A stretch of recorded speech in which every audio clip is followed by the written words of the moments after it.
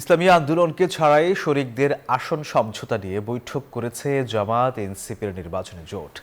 ভাঙনের গুঞ্জন থাকলেও শেষ পর্যন্ত 11 দলীয় জোট ভাঙছে না বলে জানিয়েছে শীর্ষ নেতারা।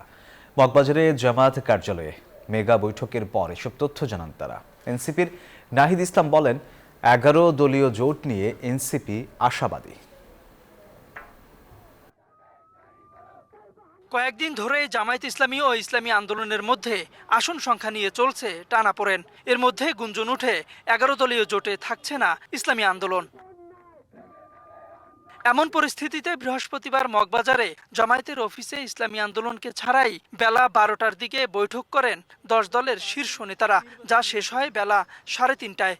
বৈঠক শেষে দলের শীর্ষ নেতারা বলেন, কিছু মতভিন্নতা থাকলেও সমঝোতায় আসবে 11 দলীয় জোট।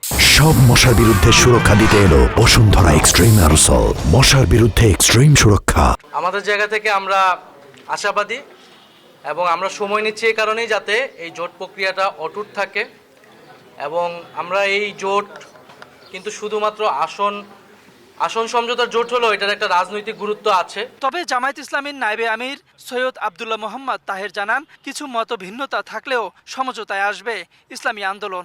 প্রথম কথা হচ্ছে, আমরা কোনো ঝামেলার ভিতরে নাই এবং আমাদের ভিতরে যে আলাপ আলোচনা হচ্ছে, কিছুটা মতভিন্নতা হচ্ছে, এটা ঝামেলা বলা যায় না। ওয়ান বক্স পলিসি অর্থাৎ ইসলামী দলগুলোর এক বাক্সে ভোট এই স্লোগান সামনে রেখে জামায়াত ইসলামী, ইসলামী আন্দোলন সহ 8টি ইসলামী দল প্রায় 9 মাস আগে আসন সমঝোতার একটি মোর্চা গঠন করে। নির্বাচনের আগে জুলাই সনদ ও সংস্কার বাস্তবায়নের দাবিতে ওই মোর্চা আন্দোলনেও নামে।